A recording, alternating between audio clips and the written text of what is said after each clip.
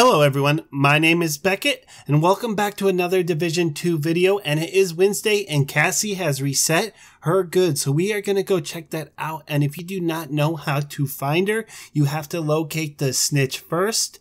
I will leave a link somewhere on the screen for you to click so you can find them, and I will also be showing you locations at the end of the loot. But before we begin, if you enjoy the content, hit that subscribe video, and if you like the video, smash that like button. It helps. We're a small Division 2 channel, but we are growing. All the support lately has been amazing and I appreciate it, guys. So let's get into this video. Alright, right off the bat we have the safety distance. This is the MPX named item, and the talent is after killing an enemy, gain 125% optimal range and 125% accuracy for 10 seconds. That's a huge range buff, and it makes this gun a literal laser beam of death. Although the rolls aren't that great, we could always re-roll something. Critical hit chance, SMG. The health damage is honestly not a bad stat, and it's a great multiplier. Also, we have the force multiplier.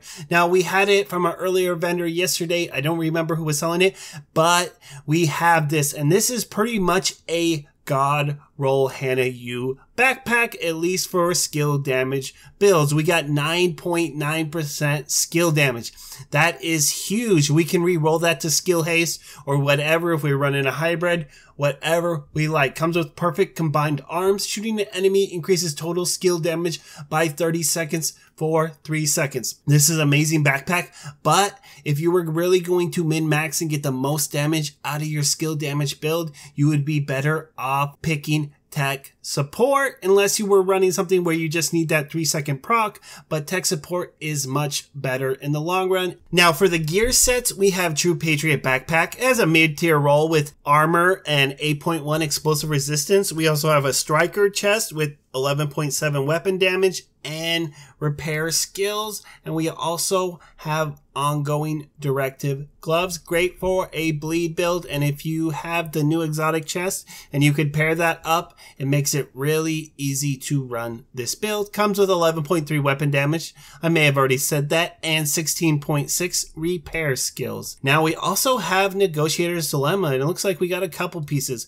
We have a decent roll, 12.6 weapon damage, and we also have armor regen on that. Not a bad roll. Armor regen is not bad if you want a little tanky build, and we have a Negotiator's Dilemma holster at 14% weapon damage. That is pretty good. It's not God roll, but it's pretty close, and we can re-roll that other stat. I would pick that up if you do not have something better. And Eclipse Protocol, 7.8 skill damage, and that is pretty much it. The rest of it is kind of a bust. We have a lot of mid-tier rolls, nothing really jumping out at me. Stick around for the snitch video, and I'll see you guys next time. To get to Cassie Mendoza and get her sweet goods, we need to find the snitch, aka Jared Nash, and he's randomly about the map in different places, but he always has the same spawn location, so he'll always be in the same places, but he's just going to be in different places. There's different maps and stuff you can find throughout the internet and online through Reddit and stuff like that, but they really don't help. There's a few spots where we can always find him,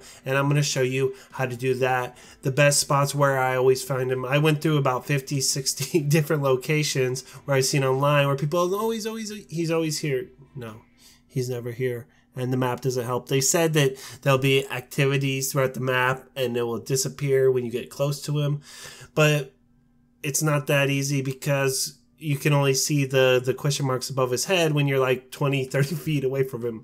But we're going to find him, and it's not going to be that hard. And the trickiest part is going to be to complete his bounty that he drops. So let's get started and show you where he's at, guys. All right, guys. First place we're going to stop by and try to find the snitch at is at the Truman safe house. It's in Foggy Bottom, and we're going to be looking for him right next to a little lockbox directly across the street, directly to the west. You can see right where I marked it. So if you have not unlocked that or have not found it yet in the world, it's not going to show up. So just click on the map there and just start walking there. It's really easy to find. There'll be a couple trucks around the area, as you'll see. All right, once you run up the hill, it'll be right on our left. You'll see the lockbox, and you can just usually shoot up the fence. I usually come here first every time because it's new day, refresh, get free loot. Maybe I get something, but usually never get anything else. And Jared Nash, or the Snitch, he'll be right behind there, right behind this truck. As you can see, you got to be really close to see him, guys. He won't even pop up unless you're like 20 feet away from him.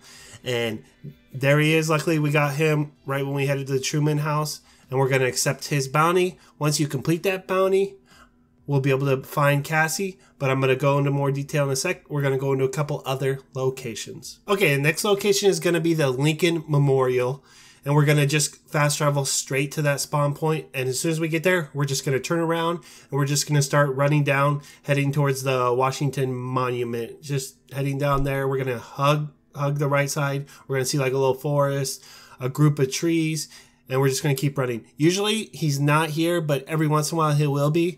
One thing to note is if he's in combat or there's any like fighting NPCs fighting with each other around the map, we're not going to be able to find him. But today he was here. Usually when there's nobody here, he'll always be here. But if there's just one NPC, just one dude hanging out, he gets skittish and he runs away. I think it's just part of it. If there's any combat, he just won't spawn in. I don't know why it is, but let's move on to the next spot. All right, our third spot is going to be over in DZ East. We're not going to actually go into DZ. We're just going to go to the checkpoint, and the checkpoint is called Charlie Checkpoint. It's the northernmost one up top. You'll be able to find it, and we're just going to leave and head out the door, and we're just going to start heading directly to our right, and you're going to see some ladders up on the side of the building. Yep, right up there, and we're going to climb up. And he's going to be up inside these office buildings. Usually would probably be able to see him right now if he was there, but I don't think he is there this time. So hopefully he's there next time, but I usually don't find him here, but every once in a while you get lucky and it's a really close spot. All right, guys, we are on the final spot, and this is probably the best spot to find the Snitch any time of the week. If you come here Tuesday, right when the servers reset, I almost find him here every single time. Sometimes I'll just log out and come back to this spot, and it's really easy to find him. So we are heading to 1040 Safe House, and we are going to be going out the southeast exit today.